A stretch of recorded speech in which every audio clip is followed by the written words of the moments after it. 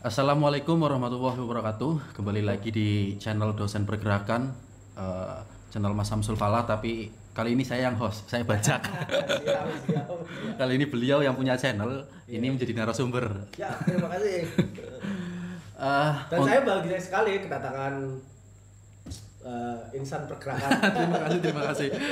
Terima kasih. Saya juga merasa terhormat untuk menjadi host di. Enggak lah, jauh lah. Kita ini kan hanya soal mengeksplorasi ke apa yang menjadi kesempatan kita untuk mengeksplorasi diri lah kira-kira. Siap. Gitu. Ya, itulah kira-kira gitulah.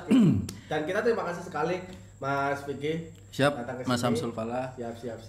Gimana Ki? Alhamdulillah sehat, Mas Acung sehat. Alhamdulillah. Sekarang gini Mas Acung, Iya, apa? siap.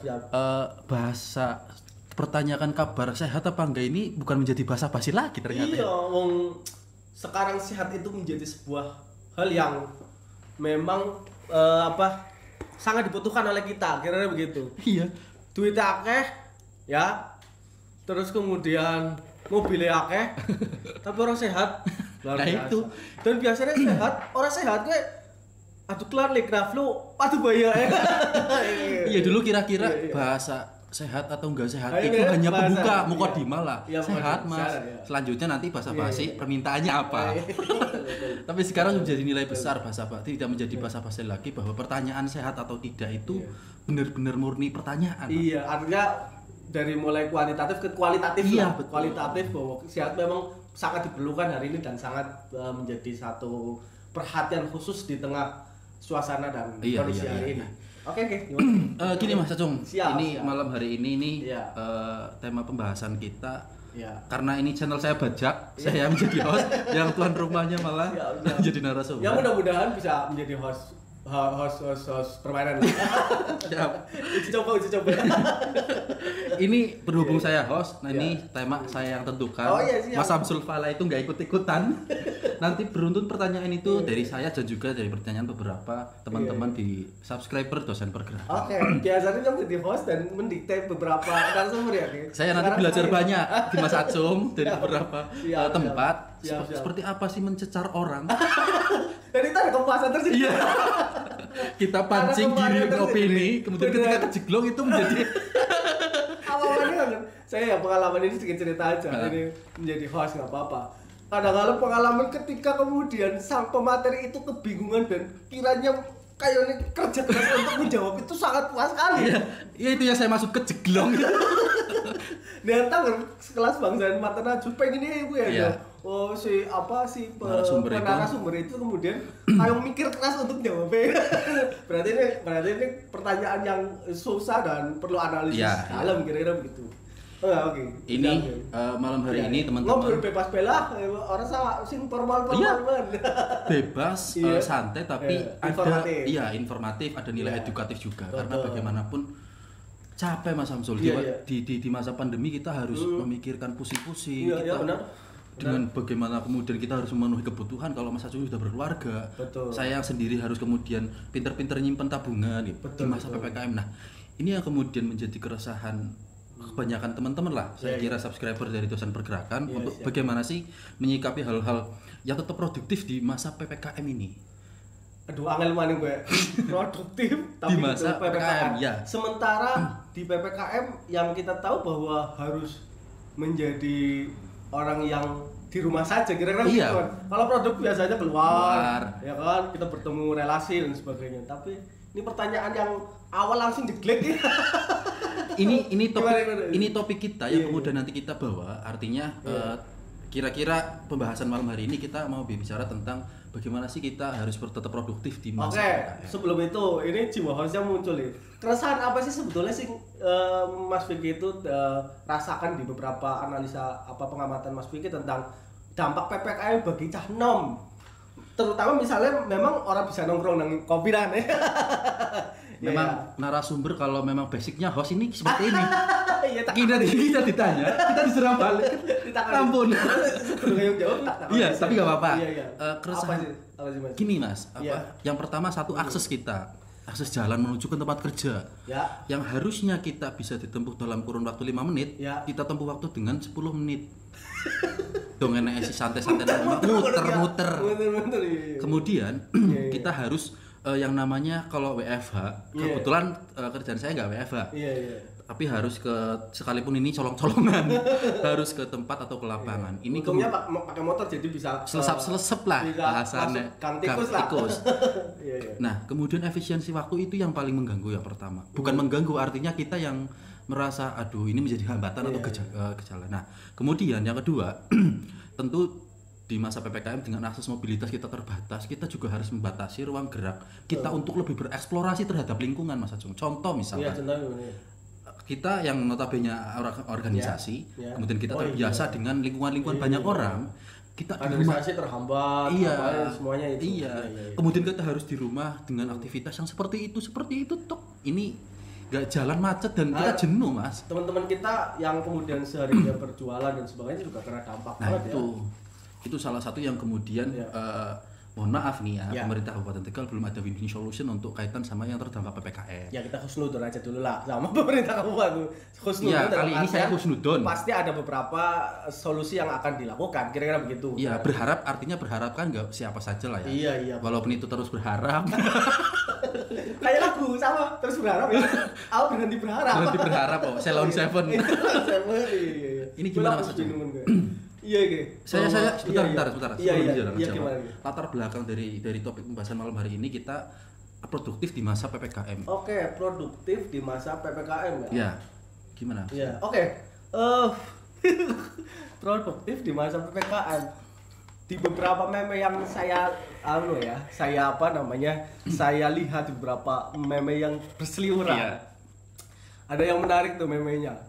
Hari ini gulang-guling, rebahan itu juga bermanfaat. Biasanya mau gulang-guling di Paidoto kerja mana kan bahasanya keluar karena untuk mencari sesuatu atau bergaul kemana, tapi hari ini rebahan itu menjadi sesuatu yang kemudian dianjurkan dan itu bermanfaat gitu. Saya nggak tahu bermanfaat bagi siapa, tapi yang jelas bahwa anjuran yang kita bahwa berpikir, kalau saya secara pribadi bahwa sesuatu yang dilakukan dalam konsensus bersama itu mendatangkan sebuah kemanfaatan bersama, kira-kira begitu. Jadi kalau konsensusnya begini, konsensus artinya bahwa pemerintah bagian dari konsensus bersama dan kita dukung, saya yakin ada kemanfaatan besar yang kemudian dilakukan. Tapi juga nilai ukurnya juga belum kita lihat, misalnya atau PPKM ini bisa menghambat lajunya virus corona atau enggak, tapi ya kita yakin bahwa PPKM menjadi jalan terbaik. Itu saja sih menurut saya sih. Dan soal pertanyaan itu tadi, kreativitas di masa PPKM atau di masa pandemi deh kalau yang lebih inilah, bahwa kita kan sebetulnya hari ini di dalam era digital ya, di dalam era dimana kita tidak bisa kemudian jarak menjadi sebuah hambatan. Dulu kalau kita misalnya jarak antara saya sama sampean terus kemudian di rumah, kita harus bertemu, Mas. Tapi ketika kemudian hari ini ada digitalisasi yang begitu masif 4.0 4.0 yang kemudian memudahkan kita untuk komunikasi, menghubungkan, berkomunikasi secara langsung baik platform-platform yang ada baik Zoom maupun yang menjadi andalan mahasiswa Google Meet dan sebagainya, itu bisa dilakukan. Tapi saya akan mencoroti bagaimana sih kita produktif bagi kalangan muda. Karena kadang-kadang kalangan tua sudahlah, kalau kalangan tua yang generasi generasi sebelum misalnya begitu, beliau semua sudah di rumah saja, kemudian menjaga kesehatannya udah cukup hebat, udah cukup keren. Tapi bagaimana sih yang hari ini kita bicarakan soal bagaimana sih membangun kreativitas di kaula muda, maksudnya. Nah, kaula muda ini cacah nom ya sebetulnya harus membangun cara pandang dulu, Mas. Membangun paradigma adaptasi. Paradigma itu saya potong. Cara pandang memandang siapa dan memandang apa? Memandang sesuatu dan memandang situasi.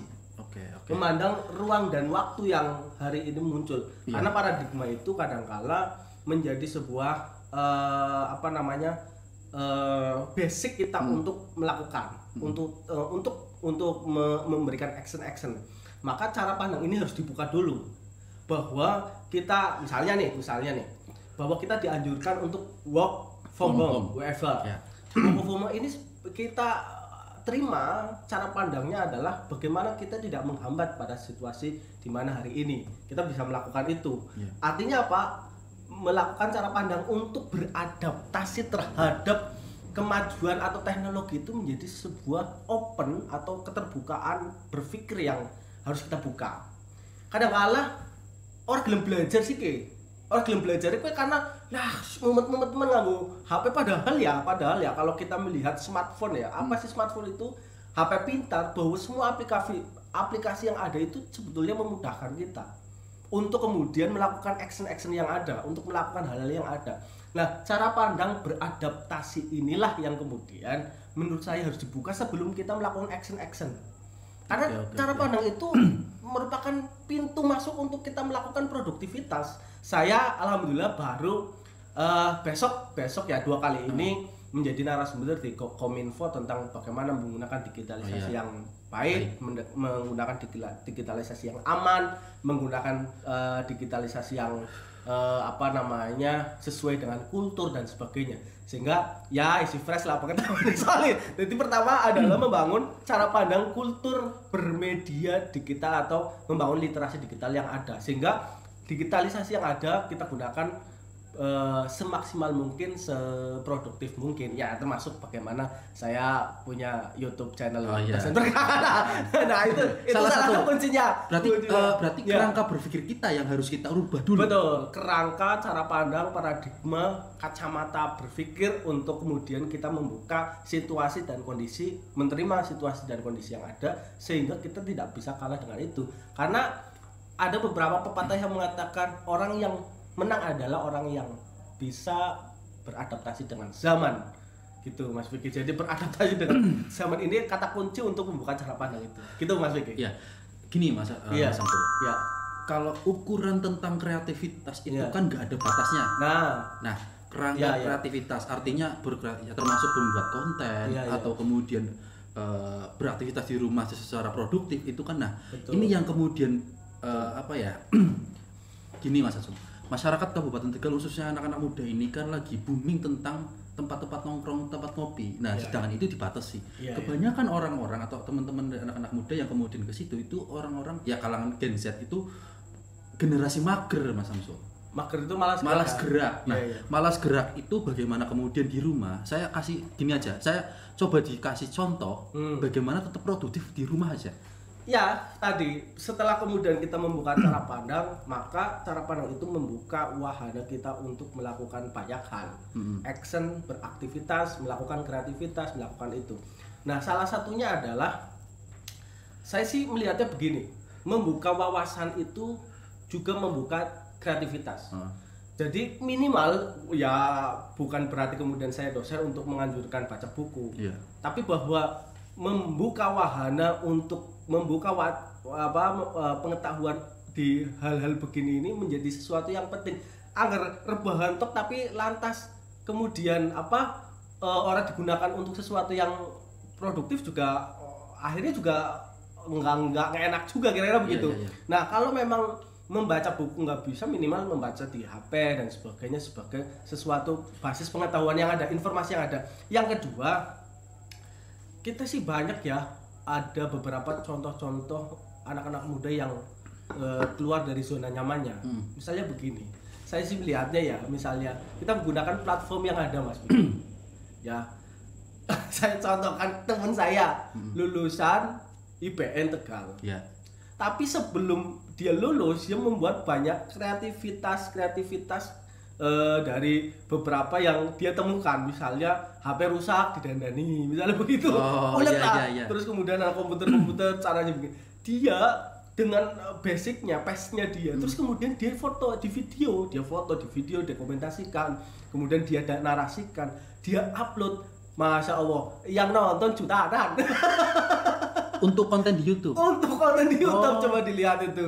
Namanya Irfan Utara Pemalang, SMK bisa. Bahkan testimoni beliau separuh dari pembelian mobil barunya dia tahun 2017 dihasilkan dari YouTube itu. Ya. Asem kayak gitu. Tapi bahwa kemudian itu yang menjadi menarik sekarang itu begini ya. kita itu harus merubah cara pandang kita, bukan hanya merubah cara pandang, membangun kreativitas dari sesuatu yang konsumen menjadi produsen, gitu loh. Ya. Artinya tetap ya kita wanti-wantinya adalah, perhatiannya adalah membuat konten-konten yang bermanfaat, jangan menggunakan atau membuat konten-konten yang berbau hoax dan sara, kebencian, ujaran kebencian dan sebagainya. Itu saja. Saya contoh ya, adik kelas saya, kader saya yang kemudian dia menggunakan HP-nya yang enggak terlalu mahal, yang sekitar 2 jutaan. Saya kira HP 2 juta sudah banyak dilakukan. Mas Vicky aja HP-nya 2 juta lebih kira-kira begitu. Tapi dia menggunakan passion-nya untuk kemudian dia utak-atik dan dia sharing gitu loh ke teman dan diupload, dan akhirnya banyak di searching oleh orang dan itu mendatangkan duit kira-kira gitu. Katanya 1 bulan itu udah lebih dari 3 juta itu. AdSense-nya itu luar biasa menurut saya. Itu bagian dari produktivitas, daripada misalnya kemudian konten yang beredar di media sosial di Indonesia. Hari ini Mas Vicky, ya karena saya juga ikut narasumber soal digitalisasi ya. Hari ini Indonesia menempati ranking 1, 2, 3 dari pengguna internet yang luar biasa, yang begitu banyaknya. Nah, daripada konten-konten dibumbui dengan hal-hal negatif, mending anak-anak muda memproduksi konten-konten yang edukatif, yang informatif, yang sharing, yang menyenangkan, yang membahagiakan. Saya sih kadang-kala begini, oke lah perdebatan soal vaksin, soal apa, kita tinggalkan, ayo kita bangun kreativitas apa yang kamu punya, kemudian kamu shooting dan itu bisa bermanfaat bagi orang lain, itu kepuasan tersendiri gitu. Berarti bisa enggak? Contoh misalkan ya. Tadi perihal konten yang kemudian HP dan yang lain-lain itu kemudian di-upload di YouTube, di AdSense kan, itu menghasilkan banyak uang. Nah, ini untuk generasi-generasi para wanita yang kemudian suka berdandan, berarti bisa enggak kemudian tutorial makeup? Bisa sekali. Kita lihat misalnya ya, ada orang yang kemudian membuat ini yang berhasil ya. Ini yang berhasil membuat lagu Lati itu ya. Lagu Lati. Terus kemudian Jana Bagwani. Itu kemudian membuat itu ditonton banyak sekali. Itu salah satu anak muda yang menggunakan momentum di mana dia bisa menggunakan platform digital baik YouTube, Instagram dan sebagainya untuk mengeksplorasi diri dan menghasilkan uang, kira-kira begitu. Jadi agar Mas Vicky durung begitu, tapi sekarang Mas Vicky udah Instagramable ya. sudah menggunakan Instagram lah. Iya. Follow-nya udah lebih dari saya lah. enggak. Masih tetap banyak kan Samsul Fala. Berapa Mas? 958. Oh iya, masih saya 1000 berapa lah, 1400-an atau berapa lah.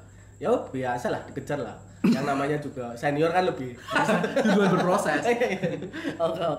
Gini. Iya, Oke. Selanjutnya ini sebelumnya berbicara tentang kreativitas kemudian aktivitas. Ini ada korelasi dengan kreativitas itu dengan produktivitas, harus menghasilkan suatu buah atau menghasilkan uang atau menghasilkan apa itu. Maksudnya artinya kreativitas dan kemudian produktivitas itu pasti menghasilkan uang atau enggak harus menghasilkan uang juga enggak apa-apa? Bagi saya menghasilkan uang adalah bonus menurut saya. Oke, bonus. Yang paling penting adalah bagaimana kita bisa melakukan kreativitas dan bisa melakukan produktivitas itu dengan bermanfaat. Kata kuncinya itu. Kebermanfaatan itu. Karena saya di konten sebelumnya ya soal analisa diri bahwa orang progresif adalah orang yang sehari-harinya memikirkan bagaimana hidupnya itu lebih berguna daripada sebelumnya. Hari ini lebih berguna, selanjutnya akan berguna lebih sebelumnya. Artinya bahwa kita mengevaluasi diri dan pastinya sebetulnya begini, kita nggak perlu sesuatu yang sesuatu yang dipaksakan untuk diterima orang. Pokoknya apa yang menjadi passion kita lah. Misalnya misalnya yang bermusik. Bermusik misalnya. terus kemudian kita gunakan handphone kita, ya kalau bisa sih ada peralatannya ya, yang bagus lah. Saya juga pakai peralatan clip on yang walaupun murah-murahan mending daripada sebelumnya. Artinya sekalipun ini aku belum ada sponsor. Ini belum sponsor tapi ya silakan barangkali syukur-syukur ada sponsor. Sponsor tak tolak di sini. Karena durung oleh AdSense. Oke. Tapi produk-produk Kabupaten Tegal nanti insya Allah bisa masuk ya, banyak beberapa ya. yang Ada beberapa bisa yang kita hubungi lah. Oke. Soal tadi korelasi kreativitas dan produktivitas, apakah kemudian harus menghasilkan uang? Ya. Bagi saya catatannya adalah kebermanfaatan dan kebergunaan. Kebergunaan biasanya ada di dalam diri kita, kebermanfaatan bagi orang lain. Misalnya guna kita, saya pernah beberapa kali diberikan motivasi, udahlah kamu yang penting aktivitas kamu itu didokumentasikan dalam rangka apa? Portofolio. Oh iya. Portofolio kehidupan. Biografi kehidupan. Suatu saat anak saya, Akis atau Sanum yang kemudian nanti melihat bapaknya pernah menjadi salah satu narasumber di sini. Itu kayak yakin saya anak saya akan lebih bangga daripada saya tidak mendokumentasikan itu. Jadi saya sekarang anggar cerita nih anak misalnya ya, bapak dulu begini. Endi videone. Ana nang Instagram apa ora Jadi kebergunaan itu minimal kita buat untuk untuk diri kita dan portofolio kita, jejak sejarah kita, historisitas kita, perjalanan hidup kita. Itu sih yang paling gampang menurut saya. Yang kedua menurut saya, kreativitas yang hari ini muncul, misalnya yang paling ini kan sebetulnya begini. Kita kan hanya dibatasi untuk tidak keluar untuk tidak bergumulan. Kalau kemudian pekerjaannya di rumah, saya kira tetap produktif. Misalnya tukang kayu lah, kan tetap yang bergawe gitu loh bahasannya. Persoalannya kan nggak diliburkan dalam hal-hal yang begitu. Kita hanya dibatasi untuk kemudian berinteraksi sosial. Tapi begini, nanti mudah-mudahan yang begini-begini harus kita sudahi. Ya enggak? Ya, artinya pasti. kita bisa pecah ke batu kepalanya kita pecah. Biasa nongkrong, bisa sanja, biasa dopok itu terus kemudian hilang begitu. Berarti antara kreativitas dan produktivitas itu enggak selalu beriringan dan menghasilkan uang, itu enggak apa-apa. Yang penting tadi kuncinya kebermanfaatan itu tersendiri. Iya, betul. Karena menurut saya untuk kemudian kita sampai pengen menghasilkan uang terus dipikirin juga nanti imun kita itu yang efeknya kepada diri sendiri ya. Yang penting begini kita memanfaatkan itu dan itu kita bahagia, itu luar biasa gitu. Jadi kita itu sebenarnya kuncinya adalah sekarang ya, selain juga kesejahteraan itu penting ya. Selaka sing dipangan kan mesti kader. Yang penting adalah kebahagiaan dan kesehatan. Makanya saya bilang bangun kebahagiaan dari perspektif diri Anda sendiri. Apapun kebahagiaan, misal yang paling terkecil, ketika Anda puasa, misalnya begini, ini rada religius titik lah. Ketika Anda puasa, tapi ya nggak tahu ya masa PPKM ini, masa pandemi ini dianjurkan puasa tuh. Kalau bagi saya keyakinan saumu tasihu, berpuasalah maka sehat sebetulnya. Ketika Anda berpuasa, ya dari mulai imsak ya, mulai sebelum subuh sampai terus kemudian menahan fajar sampai kepada maghrib itu kan kita nggak makan. Saat dimana kita menghadirkan makanan, rasanya bahagia. Bersyukur bahagia. Pertama karena kita sudah menahan lapar dan pasti kita ya secara relasi sosial, kebetulan sosial kita bisa merasakan kelaparan bagi orang-orang yang nggak bisa makan. Yang kedua, ketika kita melihat makanan terus kita makan, rasanya sedap, itu bahagia luar biasa. Jadi penciptaan bahagia bukan hanya pada persoalan kita membeli Mercy, kita membeli Civic kan. Luar biasa. Terus kemudian hari ini itu memang kita ini seenggaknya sudah harus menyadarkan diri bahwa oke lah kita sibuk tapi keluarga juga penting. Gitu. Tapi kemudian terus-terusan ya anak kita kan adalah pengen kemudian kita fokuskan dan sebagainya. Sudah saatnya PPKM ini kita bisa fokus bagi pekerja-pekerja sibuk lah kira-kira begitulah. Ya syukur-syukur PPKM tanggal 20 nanti nggak ada perpanjangan. Amin. Tapi jadi anak lagi. Ya, mudah-mudahan nggak ada dan kemudian pandemi ini mulai surut. Amin. Khususnya di Kabupaten Tegal, kemudian skala nasional nanti syukur-syukur ya cepat hilang lah, kita bersama seperti itu. Ini setelah teman-teman setelah ini kita tadi bahas tentang kreativitas dan produktivitas di masa PPKM. Ini yang kemudian saya tertarik ini perihal PPKM. Iya, PPKM. Gimana PPKM Kabupaten Tegal ini sudah kita berbicara tentang Kabupaten Tegal aja dulu. Nanti sebelum kita ke skala nasional, kita ke Kabupaten Tegal. Sudahkah pemerintah kita sudah proporsional terkait dengan kebijakan publik atau apapun tentang PPKM ini yang ada di Kabupaten Tegal, yang sempat disinggung tadi Mas Samsul Falad di awal video, sempat menyinggung tentang pedagang-pedagang kecil yang kemudian kita juga nggak tahu dapat kompensasi atau enggak. Ini yang kemudian gimana menurut Mas dari kacamata akademisi? Memang di masa pandemi ini harus kita spesifikasikan intervensi. Ini soal kebijakan ya. Saya juga dari sisi luarnya saja lah. Kalau pemerintah ya pasti eksekutif legislatif yang kemudian lebih. Tapi di sisi akademis bahwa sebetulnya di ruang pembelanjaan atau pengeluaran uang APBD ini sebetulnya kita sering bicara bahwa sebetulnya ada hal yang diprioritaskan, semuanya direfocusing hanya 2 intervensi ini, intervensi kesehatan dan intervensi ekonomi. Nah di PPKM ini ya saya sih pengen tengah-tengah ya. Pada satu sisi memang PPKM ini kan sebetulnya bukan kebijakan daerah yang perlu kita ketahui Mas Vicky. Artinya PPKM ini kan kebijakan nasional kan. Bukan hanya kebijakan bupati lah atau wali kota saja, tapi memang kebijakan dari pemerintah pusat dalam rangka apa? Menekan lajunya angka penyebaran COVID. Nah, apa yang menurut saya ideal dilakukan bahwa sudah saatnya warga terdampak itu diinventarisir, didata untuk kemudian mendapatkan intervensi ekonomi, minimal bantuan. Saya sih kemarin ada kabar bahagia ya, bantuannya itu bentuk uang tunai. Bahagianya itu karena memang kadang-kadang bahagianya karena panjenengan dapat. Orang termasuk. Jangan termasuk. Pengen tahu nih ya. Pengen tahu kebergunaan biasanya ada di dalam diri kita, kebermanfaatan bagi orang lain. Misalnya guna kita, saya pernah beberapa kali diberikan motivasi, udahlah kamu yang penting aktivitas kamu itu didokumentasikan dalam rangka apa? Portofolio. Portofolio kehidupan, biografi kehidupan. Suatu saat anak saya, Agnes atau Sanum, yang kemudian nanti melihat bapaknya pernah menjadi salah satu narasumber di sini, itu kayak yakin saya anak saya akan lebih bangga daripada saya tidak mendokumentasikan itu. Jadi saya sekarang agar cerita nih anak misalnya ya, bapak dulu begini endi videone anak nang Instagram apa ora.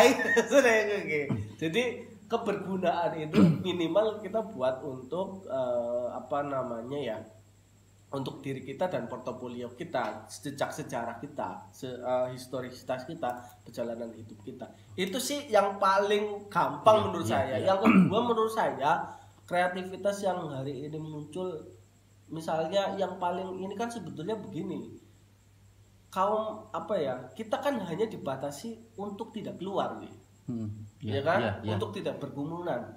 Kalau kemudian pekerjaannya di rumah, saya kira tetap produktif. Misalnya tukang kayu lah, kan tetap dia bergawe gitu loh bahasanya. Persoalannya kan nggak diliburkan dalam hal-hal yang begitu-begitu. Kita hanya dibatasi untuk kemudian berinteraksi sosial. Tapi begini, nanti mudah-mudahan yang begini-begini harus kita sudahi. Ya nggak? Artinya pasti.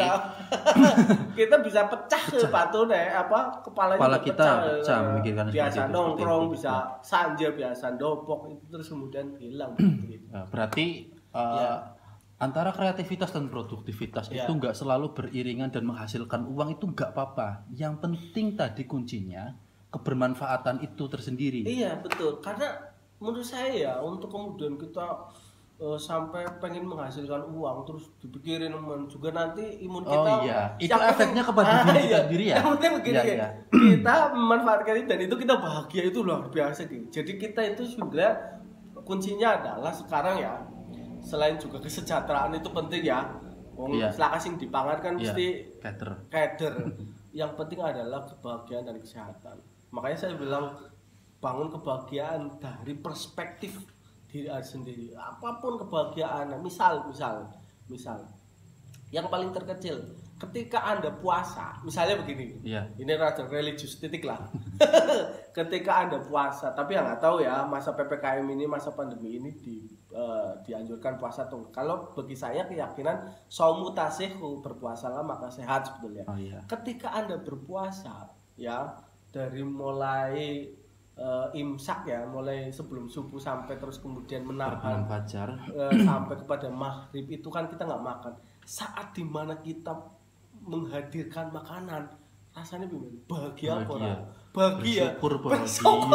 Iya. Pertama karena kita sudah menahan lapar dan pasti kita ya secara relasi sosial, kepedulian sosial kita bisa merasakan kelaparan bagi orang-orang yang nggak bisa makan. Yang kedua, ketika kita melihat makanan terus kita makan, rasanya sudah begitu bahagia luar biasa. Jadi penciptaan bahagia bukan hanya pada persoalan kita membeli Mercy, kita membeli Civic luar biasa. Terus kemudian hari ini itu memang kita ini seenggaknya sudah harus menyadarkan diri bahwa oke lah kita sibuk tapi keluarga juga penting. Tapi iya. Kemudian terus-terusan ya anak kita kan adalah pengen kemudian kita fokuskan dan sebagainya. Sudah saatnya PPKM ini kita bisa fokus bagi pekerja-pekerja sibuk lah kira-kira begitulah. Ya syukur-syukur PPKM tanggal 20 nanti nggak ada perpanjangan waktu. Tapi jadi anak lagi. Mudah-mudahan nggak ada dan kemudian pandemi ini mulai surut. Amin. Khususnya di Kabupaten Tegal, kemudian skala nasional nanti syukur-syukur ya cepat hilang lah, kita bersama seperti itu. Ini setelah teman-teman, setelah ini kita tadi bahas tentang kreativitas dan produktivitas di masa PPKM. Ini yang kemudian saya tertarik ini perihal PPKM. Iya, PPKM. Gimana PPKM Kabupaten Tegal ini sudah kita berbicara tentang Kabupaten Tegal aja dulu. Nanti sebelum kita ke skala nasional, kita ke Kabupaten Tegal. Sudahkah pemerintah kita sudah proporsional terkait dengan kebijakan-kebijakan publik atau apapun tentang PPKM ini yang ada di Kabupaten Tegal, yang sempat disinggung tadi Mas Samsul Falad di awal video, sempat menyinggung tentang pedagang-pedagang kecil yang kemudian kita juga nggak tahu dapat kompensasi atau enggak. Ini yang kemudian gimana menurut Mas dari kacamata akademisi? Memang di masa pandemi ini harus kita spesifikasikan intervensi. Ini soal kebijakan ya. Saya juga dari sisi luarnya saja lah, kalau pemerintah ya pasti eksekutif legislatif yang kemudian lebih. Tapi di sisi akademis bahwa sebetulnya di ruang pembelanjaan atau pengeluaran uang APBD ini sebetulnya kita sering bicara bahwa sebetulnya ada hal yang diprioritaskan, semuanya direfocusing hanya dua intervensi ini, intervensi kesehatan dan intervensi ekonomi. Nah di PPKM ini ya saya sih pengen tengah-tengah ya. Pada satu sisi memang PPKM ini kan sebetulnya bukan kebijakan daerah yang perlu kita ketahui Mas Vicky. Artinya PPKM ini kan kebijakan nasional kan. Bukan hanya kebijakan bupati lah atau wali kota saja, tapi memang kebijakan dari pemerintah pusat dalam rangka apa? Menekan lajunya penyebaran COVID. Nah, apa yang menurut saya ideal dilakukan bahwa sudah saatnya warga terdampak itu diinventarisir, didata untuk kemudian mendapatkan intervensi ekonomi, minimal bantuan. Saya sih kemarin ada kabar bahagia ya, bantuannya itu bentuk uang tunai. Bahagianya itu karena memang kadang-kala bahagianya karena panjenengan dapat orang termasuk jangan pengen tawali ya tapi maksudnya begini, kadang-kala kan ya kita nggak, kemudian kita melihat banyak beberapa persoalan penyaluran dana bantuan ya kalau sampai di pedesaan seperti apa. Nah maksudku uang tunai ini bisa dibelanjakan sedemikian bebasnya gampangnya oleh warga terdampak. Itu tadi menginventarisir warga terdampak PPKM. Salah satunya adalah gampang kriterianya menurut saya adalah orang yang benar-benar satu harinya memang untuk satu kebutuhan. Dia mencari satu hari itu untuk makan satu hari itu. Untuk makan satu hari itu ya. Kayak kalau mungkin lah. Iya, artinya untuk makan lah. Iya, untuk makan dan cadangan uangnya hanya 2 sampai 3 hari itu sangat sangat terdesak. Iya. Beda kalau misalnya kayak Mas Vicky, mungkin saya juga ada gaji dan sebagainya ya. Tapi bahwa orang-orang yang begitu itu yang harus kita intervensi untuk kemudian diberikan satu bantuan. Menurut saya tadi PPKM tetap dijalankan, tapi kepedulian pemerintah, mungkin juga bukan hanya pemerintah, sudah saatnya kita gotong royong. Falsafah gotong royong ini belum mungkin tidak dilakukan oleh beberapa negara. Kita falsafah gotong royong itu sudah sebelum kemerdekaan, Mas Vicky. Ya, artinya falsafah gotong royong ini sebetulnya bagian dari karakteristik masyarakat Nusantara yang kemudian ya minimal kalau kita sebut sebagai program ada program Joko Tonggo lah. Joko Tonggo itu bukan orang yang kena COVID kemudian dijogok tangganya. Bahkan kadang-kadang Joko Tonggo itu warga tetangganya kadang-kadang cingkring-cingkring ya khawatir tertular virus corona. Padahal Pak Ganjar mengatakan bahwa Joko Tonggo termasuk pendampingan supaya yang tetap kita prokes dan sebagainya. Tapi menurut saya gotong royong ini menjadi satu solusi bersama, yang kaya membantu yang miskin juga berkomunikasi dengan yang kaya, bukan hanya pemerintah menggantungkan bantuan pemerintah saja, tapi bahwa kadang-kadang kan begini, hak bertetangga kita ada dalam ini ya agak sedikit pendekatan Islam lah kira-kira begitu Mas. Hak bertetangga kita ya, fal yukrim doifahu itu apa, fal yukrim jironuhu itu bahkan kemudian kita bertetangga itu punya hak-hak untuk bertetangga. Misalnya saya bilang bahwa kalau ini di pelajaran ansos itu ada analisis sosial, ada problem-problem sosial apa yang kemudian ada di dalam 100 meter rumah Anda, sebelah kanan, sebelah kiri rumah Anda, ada problem apa? Kalau memang kemudian ada problem kemiskinan, bantulah mereka. Jadi hak bertetangga di dalam Islam itu sebenarnya ukurannya 100 rumah apa 100 meter ya? 100 rumah kanan rumah Anda, kiri rumah Anda.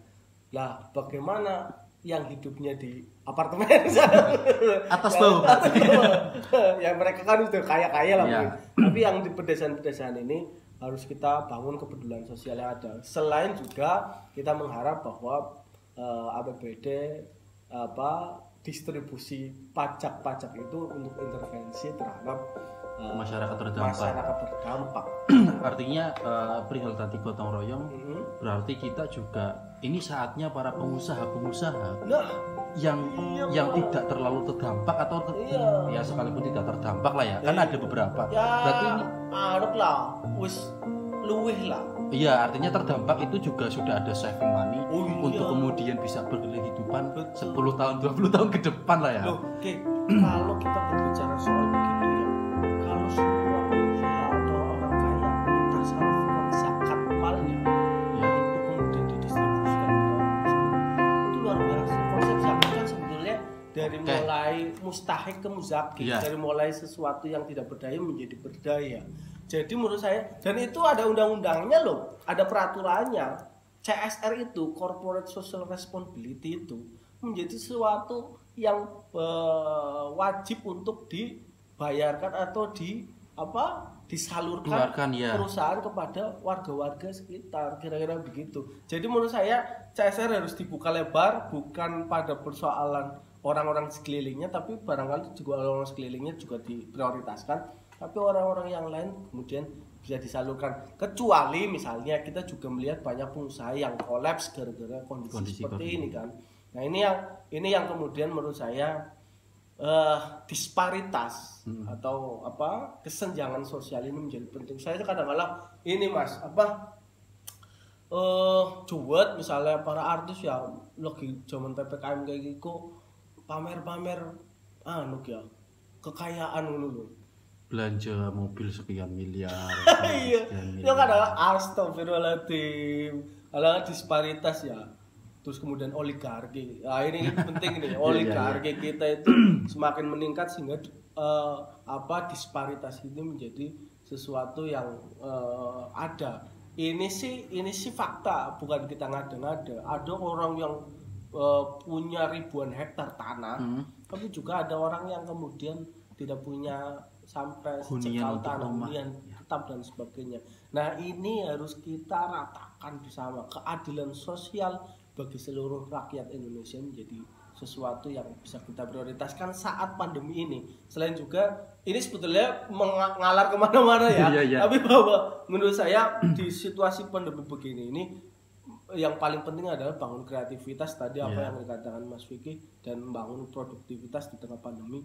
Ya kue mau rebahan bagus jadi manfaat apa maning orang rebahan dan itu produktif. Ya. Artinya ayo teman-teman pengusaha sudah saatnya untuk membantu di masa pandemi ini PPKM yang saya kira banyak yang di Kabupaten Tegal ini yang enggak terdampak ya Mas Acung. Artinya berkehidupan untuk 10-20 tahun bahkan 7 turunan ke depan itu masih belum habis. Ayo kita bareng-bareng konsep dengan gotong royong itu bahwa sudah dicanangkan sebelum reformasi, sebelum merdeka ya Mas Acung.